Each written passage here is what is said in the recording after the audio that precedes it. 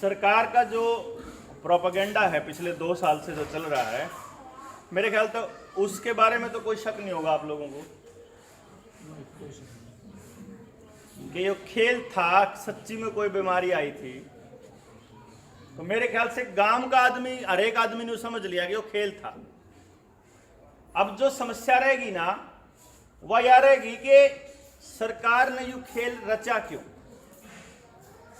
New के सरकार भाई सब न मारना चावे है, न्यू के भाई सारे मुर्गे फिर राज किस पे करेंगे ना भाई, यू भारत में थोड़ा ही तो पूरी दुनिया में है। इस टाइप के कुछ सवाल आते हैं भाई। कुछ न कुछ तो था, किसी बात नहीं, मुझे तो बेरा है, कुछ न कुछ गड़बड़ तो थी, पर कुछ न कुछ तो था। ये जो इतने लोग मरे हैं, क्या तो मरे, इस टाइप के सवाल दिमाग के अंदर लोगों के रहते हैं। मैं इसको ऐसे समझता हूं कि अगर आपको पूरा खेल समझ में आ गया और आपने थोड़ा सा अपने चारों तरफ इसी दिशा में दिमाग लगा लिया, तो क्रिस्टल क्लियर हो जाएगा, एकदम साफ हो जाएगी तस्वीर कि हाँ वाकई में बात यह है। जैसे एक दिन धर्मवीर और मैं बैठे थे, तो धर्मवीर मेरे से कहने लगा, बोला एक लाइन में बताना हो नहीं अगर भाई सरकार का मंशा क्या है, तो उसके लिए 2 शब्द आप याद रखो कि सरकार चाहती है, सरकार नहीं सरकारें। बाकी दुनिया में पहले से ही है कुछ देशों में, और कुछ देशों में जहां नहीं है वहां की सरकारें ये चाहती हैं कि आप सरकारों के ऊपर निर्भर हो जाएं और आप सरकारों के नियंत्रण में रहें। बस एक ही मंत्र है, सरकारों के ऊपर निर्भर और सरकारों के नियंत्रण में। आपने कुछ विकसित देशों के बारे में सुना होगा, विकसित देशों के बारे में। आप लोग खेल लो बेटा, खेल लो, जाओ। आपने विकसित देशों के बारे में सुना होगा कि वहां बच्चे के पैदा होने से लेकर के उसको जब तक नौकरी नहीं मिल जाती, सरकार की जिम्मेदारी है उसकी पढ़ाई लिखाई की और उसकी नौकरी की।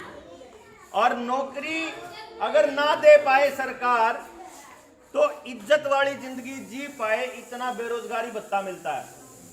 इसका मतलब वहां माँ बाप के ऊपर डिपेंडेंट नहीं है बच्चे, वहां सरकार के ऊपर निर्भर है।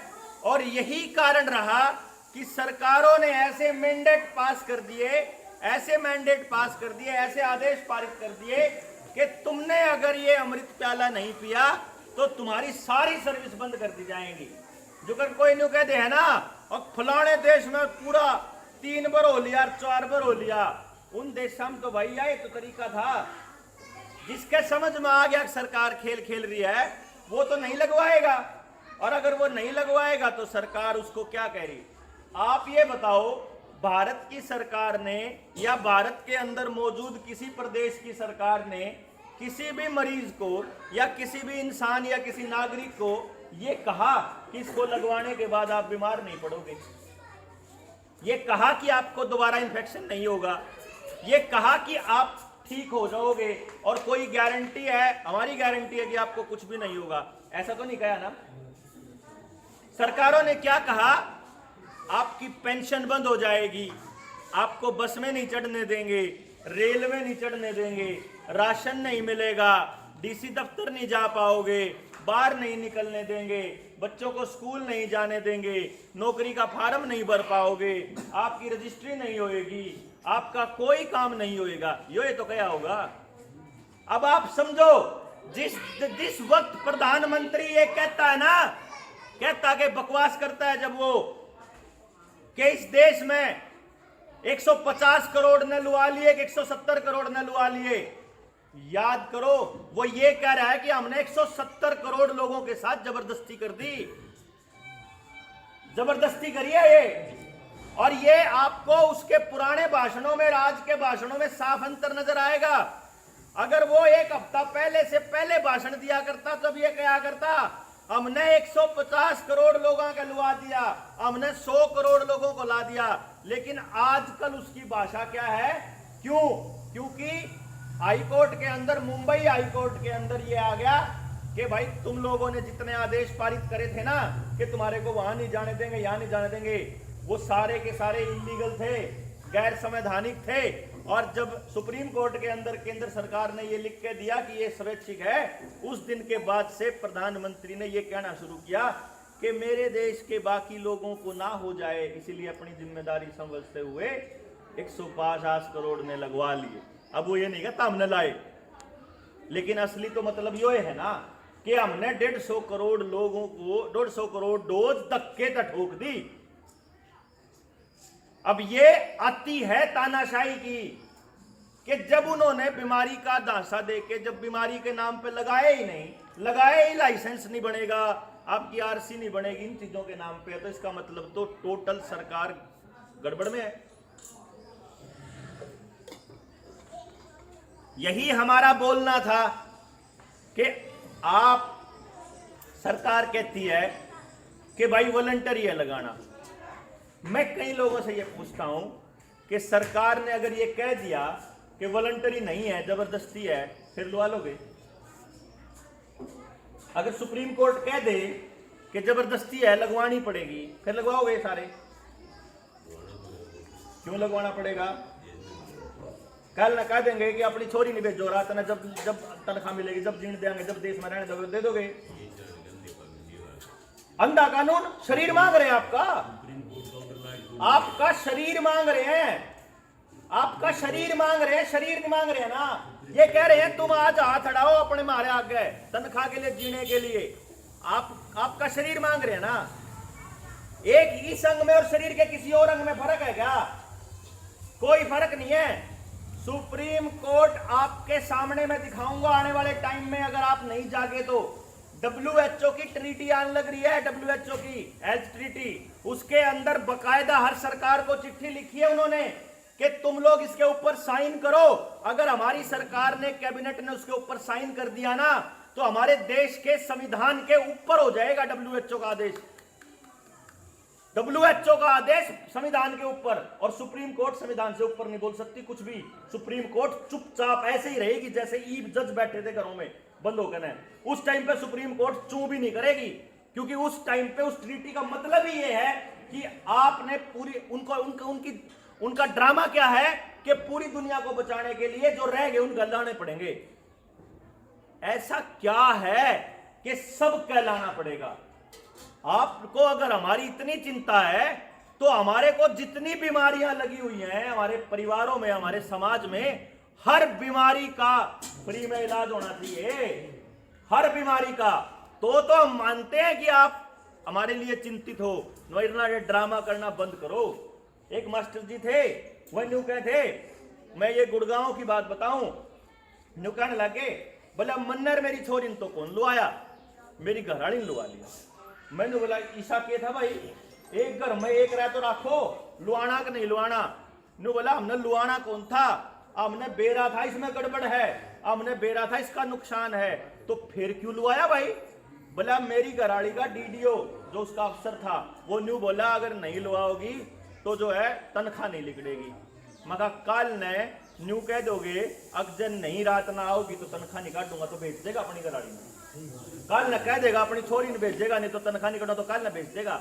तनख्वाह खातर, नौकरी खातर, कहीं भी जीण खातर, मैं तुमको जीण खातर भी नहीं देवा। मैं तो अपना शरीर, मैं अपने छोरे की शरीर के रक्षा करना मेरा धर्म है, और दुनिया का कोई कानून इसके आगे नहीं हट सकता।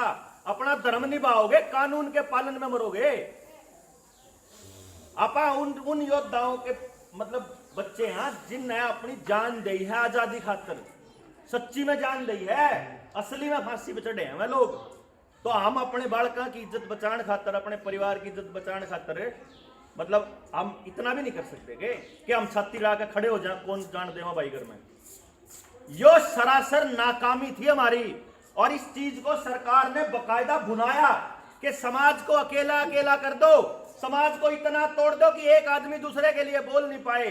जिस टाइम पर राशन की कोटे की लाइनों के बाहर ना हमारा गरीब आदमी राशन के लिए खड़ा था, और बारे टीके लाने वाले बैठा रखे थे ना, उस दिन डूब के मरने जी करना चाहिए था। उस दिन महाराज जी दुखा करता, अगर जिंदगी घर में रोटी आन लग रही उन्हें कतिये शर्म नहीं आती रहा गांव मेरे शहर में। भाई थारे रोटी का जुगाड़ है तो तुम इन गरीब आदमियों के बराबर में नहीं खड़े हो सकते कि तुम राशन के बराबर में क्यों कर रख रहे हो यार इसमें। ठीक है तुम बीमारी को ठीक करने के लिए 100 बार लगाओ, लेकिन तुम राशन नहीं मिलेगा ये कह करके तुम किसी के शरीर के साथ जाति कर रहे हो यार, ये तो गलत है। इसलिए निकलना पड़ा था कि काज तो इनके ऊपर अत्याचार होने लग रहा है गरीब आदमियों के ऊपर, कल तो आज तो अकेले के ऊपर करना, कल मेरे घर में बढ़ के करेंगे तो के बनेगा। इसलिए समाज का साथ रहना बहुत जरूरी है।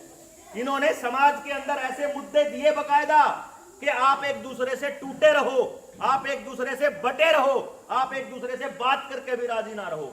इसीलिए ना कभी किसी पॉलिटिशियन से पूछने की हिम्मत होती, ना किसी की न्यू पूछने की हिम्मत होती। अगर तू वोट मांगने तो आ गया था, तू जब हमारे बड़का के स्कूल बनते जिनकी थारे बुप्पी आड़े उसे की होगी सरकार, बालू आड़े ते बना रखा होगा है। जब स्कूल बनते, जब धक्का हो रहा था, कित तो बुप्पी था, कि तो नया जिनसे सपने देख रहे हैं और मुख्यमंत्री बन के शैलजा पैलजा सुरजेवाड़ा खुरजेवाड़ा, ये जो भजनलाल आड़े बंसीलाल आड़े चौटाला आड़े कित थे, कोई भी नहीं आया। ऐसा भारत के इतिहास में पहली बार होया देश के अंदर कि एक पॉलिटिकल पार्टी जो बोल रही है, सारी पॉलिटिकल पार्टी वाय भाषा बोल रही है। इसके पीछे भी हमारे को षड्यंत्र समझ में नहीं आया। जब हमारे आस पड़ोस में हार्ट अटैक से लोगों मरने वालों की संख्या बढ़ गई, जब हमारे आसपास ब्रेन हेमरेज होने लग गए, लकवे के केस बदन लग गए, हमारे जब भी समझ में नहीं आ रहे क्या दान लग रहे, इबियापन न्यू कहा अगे तो नॉर्मल है भाई होए जाया करें, ये तो होंदे आए। अरे के 10-10 साल के बालका के होंदे आए, के 15-15 साल के बालक मरते आए, नॉर्मल नहीं है यो, खेल है पूरा। और जिस दिन पूरा खेल समझ में आओगा ना, उस दिन नींद को ना आवे, न्यूए लकड़े लोगे घर ते बाहर जुगरा में लकड़े फरा, नहीं तो कोई जरूरत कौन थी। रमेश जी तो बेरा है, मैं किस लेवल पे काम कर रहा था, क्यों रमेश जी, सब कुछ छोड़कर दिमाग खराब करने की जरूरत कौन थी। लेकिन असलियत में इतना बड़ा षड्यंत्र है आपके बच्चों को पूरी तरह से गुलाम बनाने के लिए कि आपको समझ में नहीं आएगा। आप में से एक आधा जना कोई ना कोई मोबाइल पे गेम तो खेलता होगा, क्यों भाई खेलता होगा। मोबाइल में गेम कैसे आया करें, मोबाइल में या तो गेम आते हैं जिसके अंदर बंदूक चल दी हो, गोली चल दी हो, क्यों भाई, या दूसरे टाइप के आया करें कि ये टास्क पूरा करोगे तो आपको आगे बढ़ने के लिए टाइम देंगे, ये टास्क पूरा करोगे तो तुम ये कर सकते हो, पावर आगे बढ़ने की ये लगती है। और तीसरे टाइप के गेम आते हैं जिसमें गैम्बलिंग हो, जिसमें जुआ खेलना हो, जिसमें सट्टा हो, यही आया करें भाई। पॉइंट्स भी उसी हिसाब से मिलते हैं, और अगर क्रेडिट कार्ड के साथ जोड़ दो तो पैसे भी उसी हिसाब से मिलते हैं या खर्च करने पड़ते हैं। 3 टाइप के गेम तो बच्चों को उलझा दिया। उससे थोड़े बड़े आ जाओ आप लोगों को भी तो यही कह रखा है कि ये टास्क पूरा करोगे, अगर पहली खुराक लोगे तो उड़ाजास को हो, दूसरी लोगे तो उड़ाजास को, क्यों जी, यो ये काम वीडियो गेम में छोटे बालका दे रखा, यो ये काम मारते दे रखा। इसीलिए हम कहते हैं hive of mind, blockchain, neural link, artificial intelligence, robotics और ये ड्रोन, ये इतने सारी चीजें हैं टेक्निकल। वो गांव का आदमी जो कदे गांव तक बाहर नहीं गया, जिसने दुनियादारी का बेरा नहीं, वो कैसे समझेगा इस कहानी में। 1980-85 के आसपास, 85 और 90 के आसपास महाभारत रामायण आई थी टेलीविजन में, आई थी। उस टाइम में खिड़कियां वाले टेलीविजन थे इतने बड़े बड़े, गामा में थोड़े थोड़े होया करते। मान लो मैं उस टाइम था न्यू कह दंदा, मान लो किसे ताऊ था मैं न्यू कह दंदा, अकताऊ आने वाले टाइम में 30 साल में एक ऐसा काम हो जाओगा, अब टेलीविजन ने अपने हाथ में लेकर घूम सकोगे और अपने रिश्तेदार से बात करने खातर उनकी शक्ल भी देख लोगे दूर बैठे, बिना एंटीना बिना तार। तो के कंधे उस टाइम बताओ, छोरे क्यों पागल बना हुआ है, दिमाग खराब हो रहा तेरा, तो असंभव लागे था ना, छोरे क्यों पागल बना हुआ है। लेकिन आपको बता के, आपको जान करके हैरानी होगी कि मोबाइल फोन का आविष्कार 1960 में हो चुका था, और मैं बात कर रहा हूं अगर 90 में भी हम बात कर दे, यानी जो सी बात मैं कहने लाग रहा हूं ना, यानी जिस टाइम आपको टेलीविजन दिखाया गया उस टाइम पे मोबाइल फोन आ लिए थे। हमारे को टेक्नोलॉजी से 20-30 साल पीछे रखने का एक कारण है कि आप जैसे लोगों को, जब मेरे जैसा आदमी या कोई आपका बच्चा जब अमेरिका जा रहा है और वो आके आपने समझाने लग गए कि आने वाले टाइम में आपके साथ ऐसा होने वाला है, तो आप उसकी बात का भरोसा ना कर पाओ, इसलिए अपने को पीछे रखा जाता है। आज जो मैं आपको टेक्नोलॉजी की बात कर रहा हूं ना, न्यूरालिंक, एलन मस्क ने आज से 10 साल पहले बना के आदमी के ऊपर टेस्ट कर चुका है। वो 2016 में सब कुछ रेडी हो चुका है उस पे काम। 10 साल पहले, ये तो 6 में तो खबर आई थी, 16 में तो न्यूज आई थी। मैं तो ये कह रहा हूं न्यूज आने से 5 साल पहले तैयार करा बैठा अगला, क्योंकि अनएथिकल है, क्योंकि अनैतिक है, इसीलिए वो पब्लिक के अंदर नहीं बोल सकता, इंसान के ऊपर प्रयोग नहीं कर सकते। तो वो क्या कहता है, हमने बंदरों के ऊपर प्रयोग कर लिया है, हमने कुत्तों के ऊपर प्रयोग कर लिया है, लेकिन असलियत में इंसानों के ऊपर वो कर चुका है और इंसान की मेमोरी तक रिप्लेस करने का सॉफ्टवेयर तैयार है। यानी आपको पता ही नहीं चलेगा आप कौन हो। अगर आपके अंदर से एक मेमोरी निकालनी हो तो बटन से निकाल सकते हैं। अगर आपको रोबोट की तरह चलाना हो, अगर आपसे हाथ उठवाना हो, आपकी मर्जी के बिना आपका शरीर चला सकते हैं वो लोग, आपकी मर्जी के बिना, सिर्फ वहां से इंस्ट्रक्शंस देंगे। इस लेवल पे टेक्नोलॉजी है। अब आपको कैसे समझाएं कि आपकी गुलामी का रास्ता तैयार होने लग रहा, सिर्फ आपके शरीर में चिप डलनी चाहिए, बस वह चिप जो यहां लगने वाली है गुद्दी में, और गुद्दी में लगने वाली चिप का रास्ता हाथ में लगने वाली चिप से जाएगा, और हाथ में लगने वाली चिप का रास्ता आपके इस सर्टिफिकेट से जाएगा, जिसने दिखाने खातर बोल रहे हैं कि सब ने दिखाना पड़ेगा। थोड़े दिन में न्यू कहेंगे सर्टिफिकेट की जरूरत नहीं है, थारे हाथ में चिपे लगा देते हैं, उन्हें दिखा दिया करिए। आपका बैंक का खाता, ड्राइविंग लाइसेंस, आपके जिंदगी के जितने कागज हैं सारे उसे में पाऊंगे, तो आपने कितने कुछ लेके घूमने की जरूरत नहीं, आपको एक कार्ड बना के दे देंगे। इसका मतलब क्या हुआ कि ये हर शरीर तक पहुंचने का जरिया है जो ये आपको लगा रहे हैं, और ये प्रोपेगेंडा भी इसी खेल के लिए रचा गया था। अब ये कैसे समझाएंगे कि आपको कंट्रोल करने के लिए आपका सिर्फ 2 ही चीजें तो कंट्रोल करनी है, आपका दिमाग और आपका खाना कंट्रोल कर लो। आप कंट्रोल, आपका खाना कर लो, चाहे कुछ करवा लो। क्यों जी?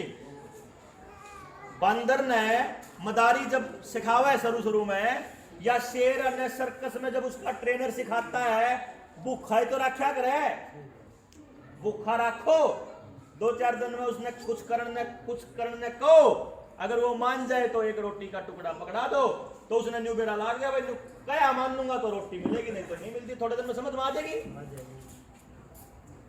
तो अगर आपकी रोटी और आपका जीने का तरीका अगर इनके काबू में आ जाए तो आप काबू में है।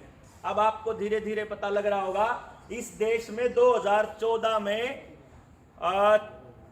40 करोड़ लोग थे गरीबी रेखा से नीचे 2014 में, और प्रधानमंत्री का 2021 में सदन का भाषण है, उसमें प्रधानमंत्री छाती चौड़ी करके ये बोलता है कि हमने 85 करोड़ लोगों को घर बैठे अनाज दिया।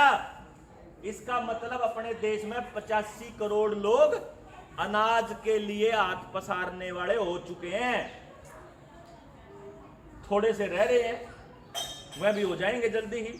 दुकान उनकी भी बंद होने लाग रही, काम धंधे उनके भी ठप होने लाग रहे, जमींदार की जमीन किसान क्रेडिट कार्ड के नाम पे लोन पे पड़ी है, और बाकी कर्जदार हैं, बालक कुछ कर नहीं रहे, मोबाइल पे लगे रहे हैं, नशेड़ी हो रहे हैं। आने वाले टाइम में जल्दी ही या तो और भी लोन आ जाएगा, घर का सोना चांदी पैसा सब खाली हो जाएगा, और फिर एक दिन ऐसा आएगा जब ना जमीन रहेगी ना पैसा रहेगा, तो उसके बाद आपको कंट्रोल करना कितना मुश्किल है।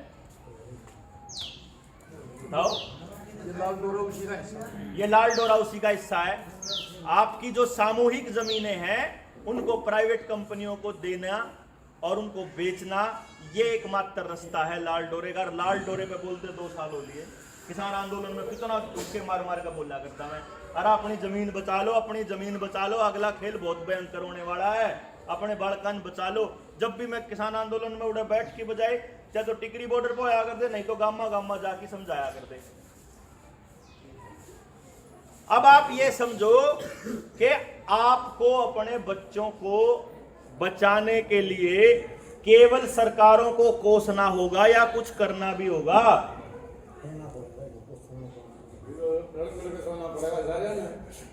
रल मिल के करना पड़ेगा, लेकिन रल मिलने के लिए घर से निकलने राज्य तो को नहीं अपन न्यू सोचा कि घर बैठे बैठे सारे काम हो जावे।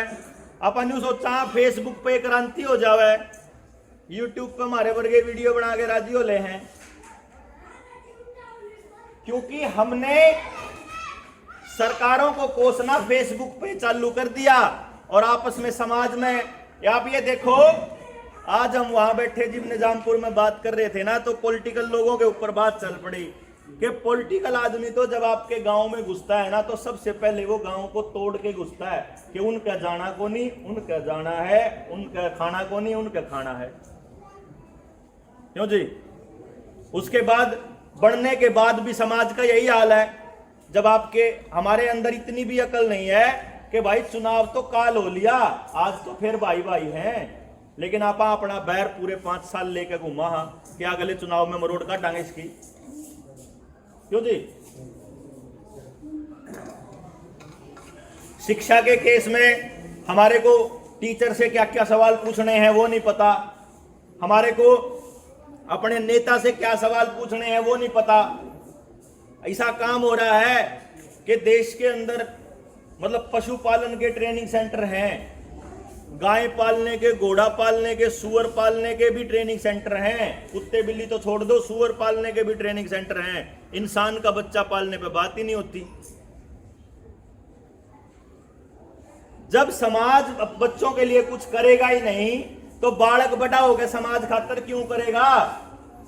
और मुझे तो ऐसा महसूस होता है कि स्कूल कॉलेज इन्होंने बंद कर दिए, उन बालकों की नस वैसे मार दी, रे से आदमिया कहीं कहीं लान लाग रहे हैं, याद दिन नस इसमें मर लेंगी।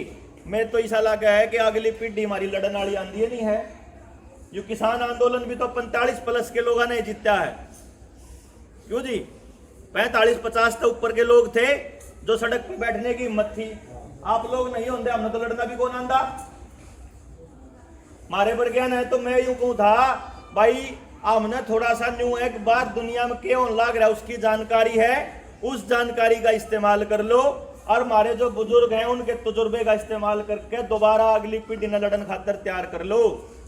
अर्जन नहीं करोगे तो मुझे ऐसा लगता है कि अगले 10 सालों में हम गुलाम होंगे। ऐसा नहीं हो सकता कि जब ईस्ट इंडिया कंपनी हमारे देश में आई और हमारे देश का सामान जब विदेशों में भेजना शुरू किया और सस्ते रेट में भेजना शुरू किया, उस टाइम किसी ने समझाया नहीं होगा, जरूर समझाया होगा, फिर किसी का समझ में कौन आया। आखिर में फिर भगत सिंह हरनन्यू ने कहा था भाई मरना ही पड़ेगा रे, और कोई राह नहीं है। इनका कौन आंधी समझ में, ये लाश पे तो इकट्ठे हो जावे हैं, ये जिंदे जी आदमी की बात कौन मान दे। अब देख लो दीप सिद्धू क्या करता, किसान आंदोलन में न्यू वर्ल्ड ऑर्डर का जिक्र कराया करता, और भी सारी बात कराया करता। उसके मरे पाछे कितने लाख लोग आ गए, जब जिंदा था जब उसने गाड़ दिया करते।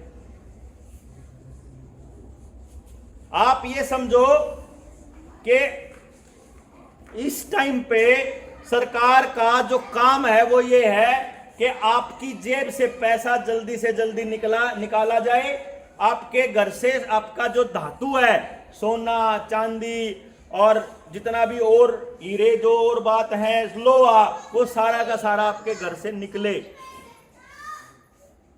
डिजिटल हो।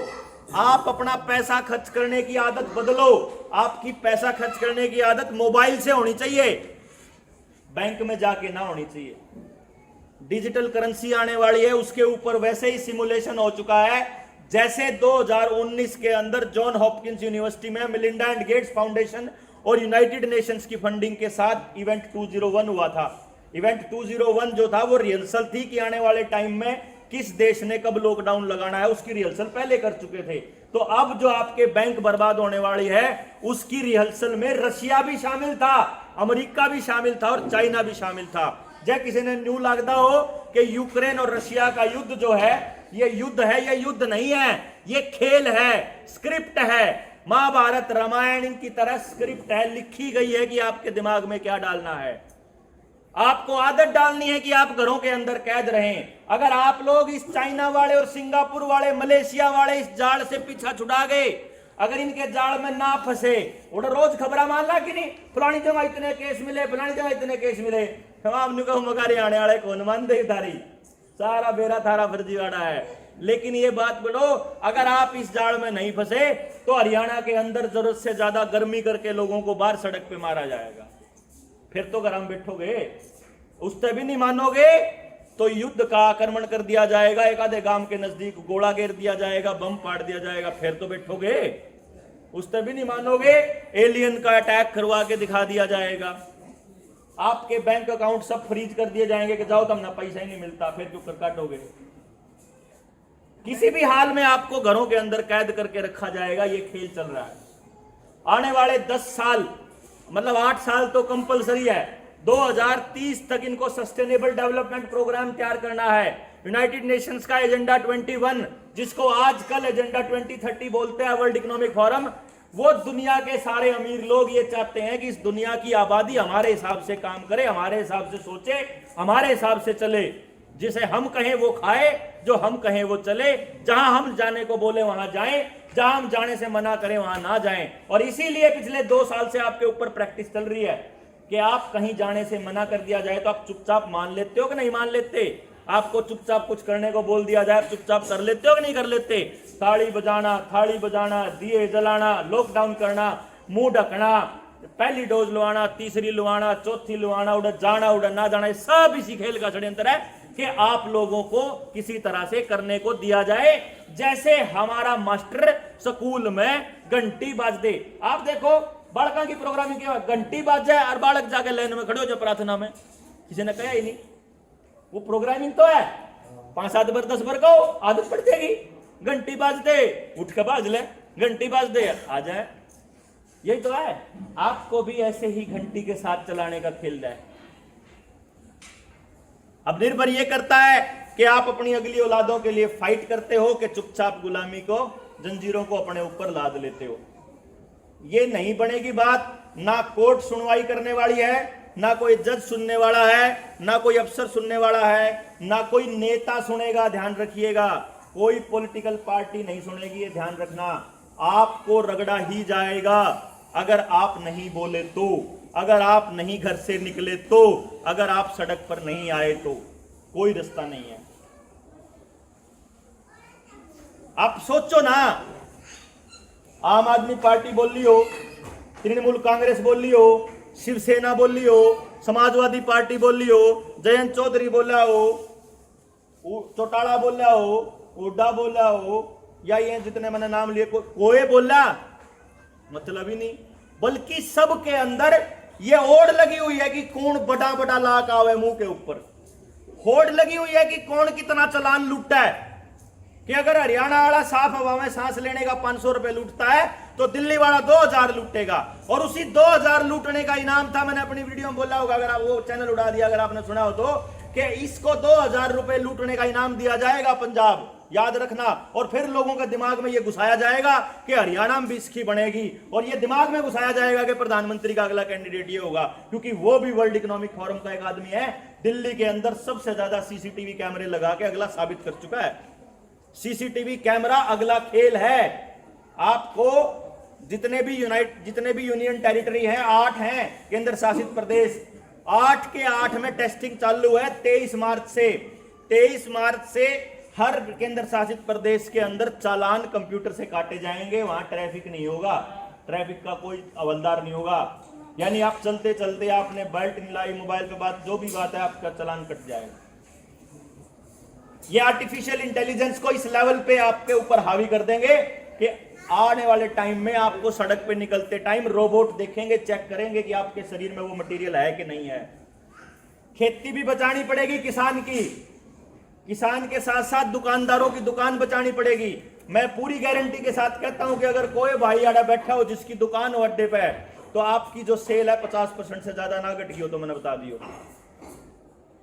ऑनलाइन आपको सस्ता पड़ता है आम आदमी को। जानबूझ के आपका पैसा बड़ी कंपनियों को दिया जा रहा है, जानबूझ के ऐसा काम किया जा रहा है कि आप लोन तो लो लेकिन उसको चुकाने की हिम्मत ना रहे आपके अंदर, आपकी कमाई ना रहे उतनी। इसीलिए किसान को, किसान के बेटे को, आपके ट्रांसपोर्ट वालों को, आपके किसी को भी इस लेवल पे लेके जाएंगे कि आपकी आमदनी से ज्यादा आपका खर्चा होना चाहिए, तभी तो आप कर्जदार बनोगे, तभी तो आप रोटी के लिए बोलोगे रोटी रोटी दे दे रहा भाई रे, कुछ नहीं चिंता, जो कहूंगा कर देंगे। यह पूरी योजनाबद्ध तरीके से ट्रांसपोर्ट को बर्बाद करने का भी यही खेल था, आपके शरीरों को भी नुकसान देने का। मुझे पूरा यकीन है जिस किसी ने 2-2 ले रखे होंगे अमृत काले, उनके शरीर में 1-2 का तो साइड इफेक्ट आने स्टार्ट हो ही लिए होंगे। चाहे उसका शरीर ढीला पड़ गया हो, चाहे दर्द रंधा हो शरीर में, चाहे कोई आस पड़ोस में किसी के लकवा मार गया हो, किसी का हार्ट अटैक होया हो। ये रेगुलर हो रहा है, अब आम बात हो रही है आपकी जानकारी में, किसी ना किसी का नंबर आया ही पावा रोज की रोज। और हमें लगता है कि ये नॉर्मल है, नॉर्मल नहीं है। ये संख्या 3-3 गुना हो चुकी है, 4-4 गुना हो चुकी है। और अभी ना बच्चों को भी बलि का बकरा बनाना शुरू कर दिया। ये तो हम बचे हुए हैं हरियाणा वाले। हरियाणा वालों ने खड़े होकर कह दिया कि हमारा बालक नहीं लुआ होगा, ना हम कोई सर्टिफिकेट दिखाओगे। लेकिन यकीन मानिए पूरे देश के अंदर बहुत हाहाकार मचा हुआ है। पूरा देश हरियाणा की तरफ ऐसे टकटकी लगा के देख रहा है कि हमने बचा लो कुकरी, हमने बचा लो कुकरी। अब हमारा समझ में नहीं आ रहा हरियाणा वाले ने क्यों समझावा। अब यो तो हिसाब किताब तो देखो, न्यू वर्ल्ड ऑर्डर का तो वापस करवाना पड़ेगा। अपने स्कूल बर्बाद करने का, अस्पताल बर्बाद करने का, शरीर बर्बाद करने का, खेत की जमीन बर्बाद करने का। ये नए नए स्पेशल एग्रो रूट बनने लग रहे। किसान ने किसने मांगे थे यहाँ? किसी ने भी नहीं। लेकिन इनको तो अंबानी अडानी के सामान के लिए, कार्गो के लिए रूट तैयार करने हैं ना। आपकी जिंदगी को इस तरह से बनाया गया है कि आपके ऊपर टैक्स की मार इतनी है कि डीजल के ऊपर 260% टैक्स लग रहा है अब के टाइम पर, पता ही नहीं आपको। गाड़ियां दी जा रही हैं आपको इलेक्ट्रिक, पुरानी गाड़ियां बेचो, नई गाड़ियों के ऊपर टैक्स बहुत ज्यादा लगेगा। और आप निकलो घर से बाहर, निकलते ही टोल, किसी रोड पर लिख जाओ, आपका रोड टैक्स ले लिया रजिस्ट्रेशन में, और उसके बाद भी टोल टैक्स। क्योंकि उनको पता है कि देश के लोग इस गुलामी के इस लेवल पे जा चुके हैं कि कुछ नहीं बोलेंगे। मोटरसाइकिल वाला न्यू नहीं बोलता, मेरे पे गिले हुए हैं, कार वाला पे ले हुए, मोटरसाइकिल पे आगरा मथुरा हाईवे पे शुरू हो चुका है। यानी कि मोटरसाइकिल वाला न्यू नहीं बोलता। जिस टाइम पे मास्टर का लठ लाग रहे हो दुकानदार को नहीं बोलते, जब दुकानदार का नाश होने लाग रहा है मास्टर को नहीं बोल रहे। जब जमींदार उड़ा बैठा था, जब उस टाइम पे कोई और नहीं बोल रहा था। जब सुनारा का लठ लागेंगे तो फिर जमींदार नहीं बोल रहा। सारा समाज अपने अपने बट रहा है। बाकी सारी जातता में अपने जात के ठेकेदार हो गए, सारे धर्मा में धर्मा के ठेकेदार हो गए। वह ठेकेदार जो है उन तक पूछे बिना आप कुछ कर देगो नहीं, क्योंकि ठेकेदार बोलेगा तो आप बोलेंगे। अपनी अकल से सोचने की हमारी बुद्धि इन्होंने भ्रष्ट कर दी। स्कूली सिस्टम से लेकर के और आखिरी दिन तक इन्होंने हर बच्चे को सत्यानाश करने का प्लान बना रखा है। बचने का केवल एक रास्ता है। पहले नंबर पे बैठ के विचार विमर्श करना पड़ेगा। पहले नंबर पे हम लोगों को इकट्ठा होकर, जितने नौजवान बालक हैं जो आज मोबाइल में उलझे हुए हैं, जो आज गेम में लगे हुए हैं, जो नेटफ्लिक्स में और दूसरी चीजों में लगे हुए हैं, उनको ये एहसास दिलाना पड़ेगा कि असली गुलामी ये है। पहले जो दूसरी बेड़ियां डाला करते थे गुलामी की, आजकल आपको इस रूप में गुलामी दी गई है। देख लो, कोई बालक लकड़ के घर तबार इसलिए नहीं है, मनमाना आपने बताया तो होगा, लेकिन एक आधा बालक तो इसलिए नहीं आया मीटिंग में, अगर उसने सीरीज पूरी करनी थी, उसकी फिल्म अधूरी रही थी, वह पूरी करनी, गेम अधूरा रहा वो पूरा करना था। तो उनको ये भी बताना पड़ेगा। फिर किसी तो टाइम नहीं करता लिखड़न ने, वो भी काटना पड़ेगा। एक बार नहीं समझ में आओगा, 2 बार समझाना पड़ेगा, 2 बार नहीं आओगा 20 बार समझाना पड़ेगा। लेकिन एक बार समझ में आने के बाद तो आप अपने गांव राम ने बता सका। तो प्लान ये बना था जी, आज हमारा चौथा गांव है यो। हम 3 गांव में जा चुके हैं। पहले हम गए थे निडाना, निडाने के बाद फिर हम गए ललित खेड़ा, फिर निजामपुर और अपा नूरन खेड़ा। अब आपा हमने जहां भी बात करी है, गांव वाले लगभग मतलब तैयार हैं, जितने भी लोग आए। मैं ये समझता हूं कि हमें उस समाज को आगे चलने का रास्ता भी देना पड़ेगा। हम बहुत पहले से इसके ऊपर काम करने लग रहे हैं, लेकिन उस पर अमली जामा इसलिए नहीं पहना पाते कि पूरे गांव ने इकट्ठा करने का हमारे पास हौसला नहीं, या हमारे पास टाइम नहीं, या हमारे पे हिम्मत सी बनती नहीं, बेरा नहीं कोई आओगा कि नहीं आओगा। लेकिन अब लोगों को समझ में आने लग गया, क्योंकि बर्बादी के कति किनारे पे बैठे हैं। एक धक्का मार देंगे तो नाश भी तय है, और जड़ तक संभल गए तो उल्टे बच भी सका। भाई कति किनारे पे है इस टाइम पूरा समाज।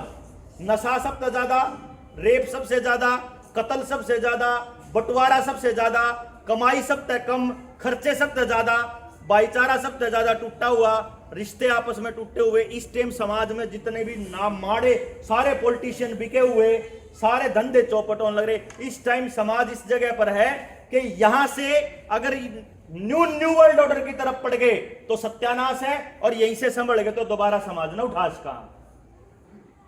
तो यो था कि सबसे पहले तो बात समझ में आएगी तब जब हम बैठ के चर्चा करेंगे। भाई जितने लोग यहां बैठे हैं उनका तो बात समझ में आ गई, पर जिनसे घर में बैठे उनका तो कौन आई।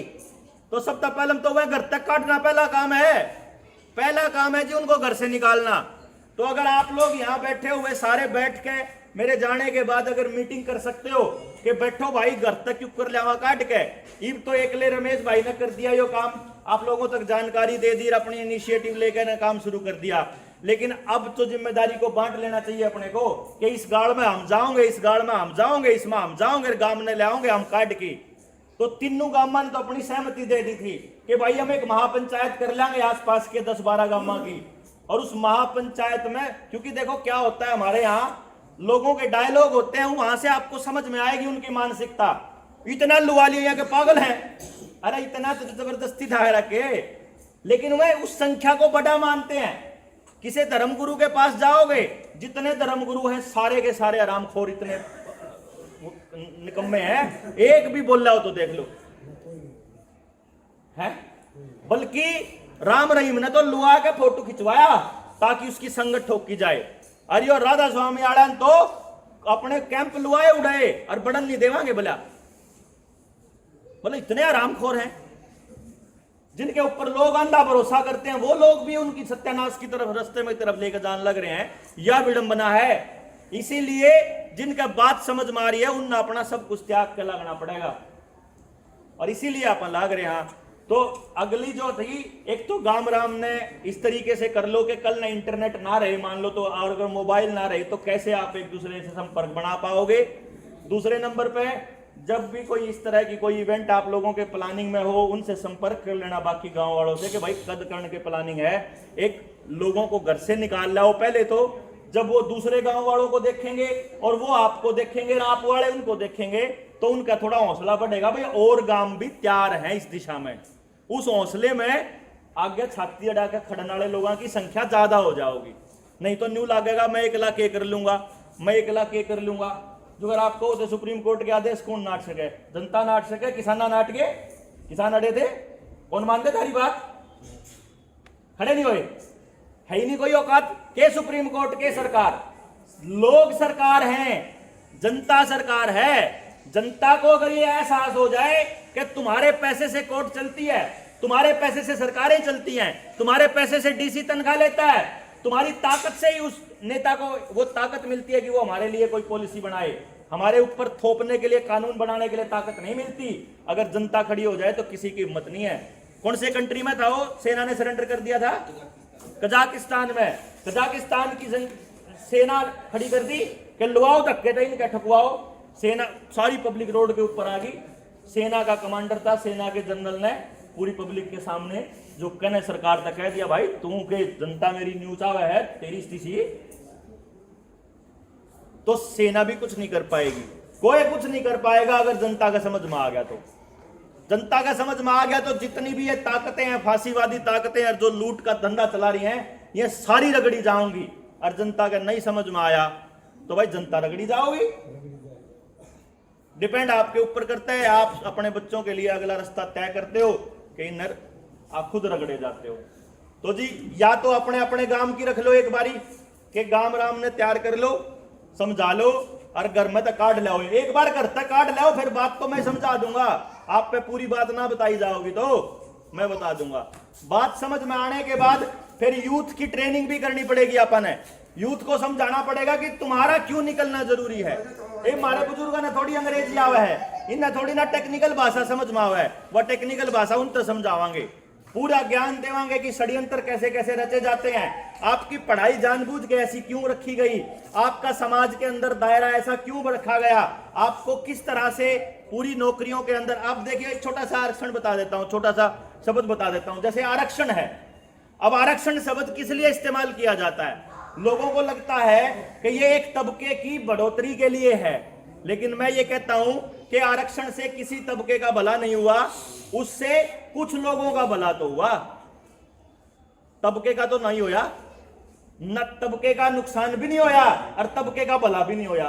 कुछ लोगों का फायदा हुआ और कुछ लोग कहते हैं नुकसान हुआ। कहते हैं होया किसी का नहीं फायदा, ना फायदा होया ना नुकसान होया, क्योंकि वो बालक नहीं लागता तो कोई और लागता। लेकिन एक बात याद रखो, आरक्षण वाले बच्चों के दिमाग में तो यह डाला जाता है कि तुम्हारा हिस्से का ये खागे, जनरल कैटेगरी वाले खागे, और जनरल कैटेगरी के बालका के दिमाग में यह डाला जाता है कि थारे हिस्से का आरक्षण वाले खागे। लेकिन अगर सही तरीके से देखा जाए, मान लो 1000 छोड़ो 50,000 भर्ती हो, 50 की 50,000 अगर नॉन आरक्षण वालों को लगा दी जनरल कैटेगरी, सारे बालक फिर भी नहीं लाग सकते। 22 लाख बालक हैं बेरोजगार, क्यों जी? सारे तो फिर भी नहीं लाग सकते ना, सारे आरक्षण वाले ला दो फिर भी नहीं लाग सकते। तरीका एक ही मात्र है, एक मात्र, बच्चे के अंदर क्या टैलेंट है बचपन में पता लगा लो, बचपन में ही पता लगा करके अपने गांव में वो रास्ता तैयार करो कि उसका वो निखार हो जाए, और गांव के आसपास ही रास्ता तैयार करो कि उससे वो पैसा कैसे कमाए, रोजी रोटी को।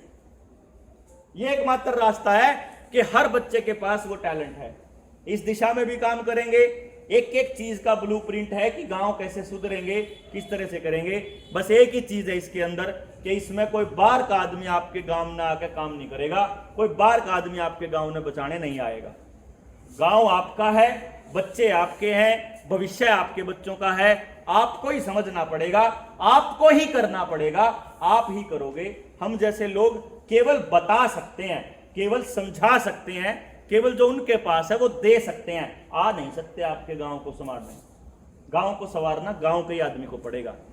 यह बात जिस दिन समझ में आ जाएगी उस दिन आप किसी के पीछे लगना बंद कर दोगे। अभी निजामपुर में थे हम, निजामपुर में एक ताऊ कहने लग गया, बराबर ठीक है तू चाल, हम तेरे पाछा पाछा, मैं यह गलती ना कर दियो, थम पाछा पाछा चालोगे, मैं तमने झूठ बकाऊंगा, थम फिर मैंने लीडर पकाओगे, मैं थमने बेच के बात दूंगा। जो कर थमने आज तक सारे लीडर बेचते हो, थमने किसी के भी पाछे नहीं जाना है, तमने गेल लाख की काम करना है, करना तम नहीं पड़ेगा।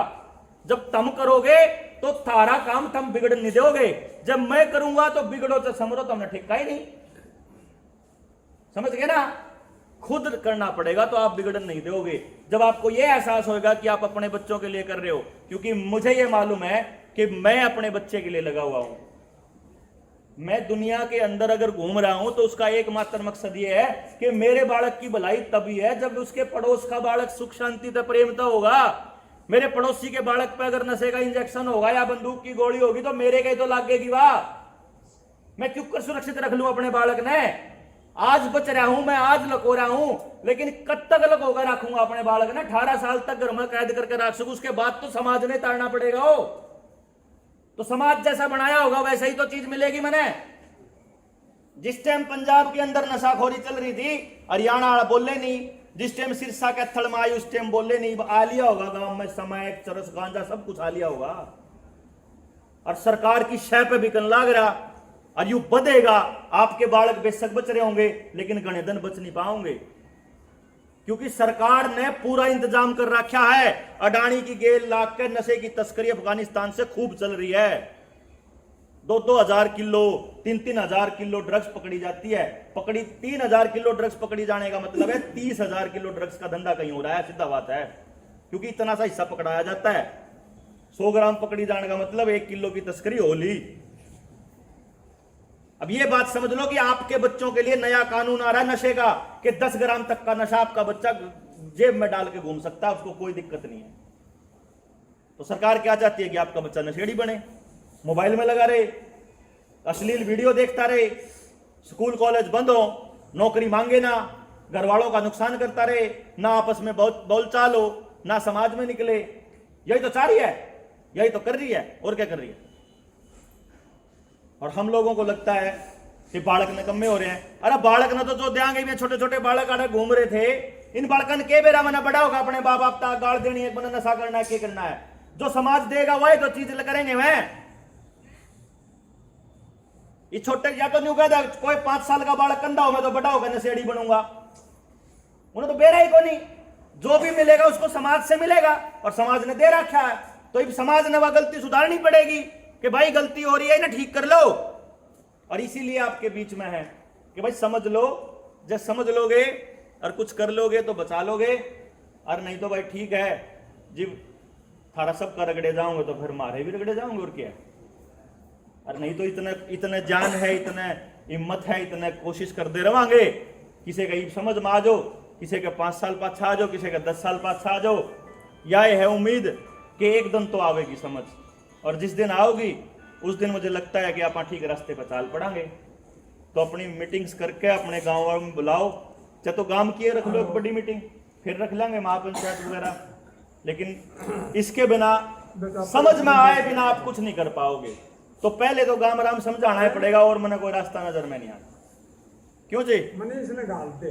तो जैसे भी आपको लगता है आप लोग अगला स्टेप उठाइए, मैं तो हाजिर हो जाऊंगा जब भी आपका आदेश आएगा, और जो मेरे बस का होगा वो आप करांगे, और जो बस का नहीं होगा उड़ा जोड़ देंगे, ना कुछ लेना ना कुछ देना।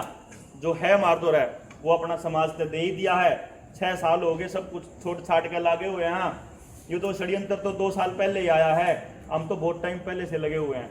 नहीं तो चंडीगढ़ में कोचिंग सेंटर चलाने वाले आदमी ने कौन जरूरत क्या ही की, ठीक ठाक बढ़िया रुपये कमा सके है। लेकिन फिर भी मैं उम्मीद यही रखता हूँ कि जिस दिन गांव राम का समझ में आ गया उस दिन इन तानाशाह लोगों की तख्ता इन पलट दी जाए 1 मिनट में, और आपा करांगे। और बस यह उम्मीद ही है जो हमारे को चला के रखती है। कई लोग ने कहा बोला इतना क्यों कर बोल ले है, इतना क्यों कर चाल ले है, इतना क्यों कर ले है, क्या चीज है जो चलावा है। भाई वह चीज है, पहली बात तो यह है कि उम्मीद कति जीरो है।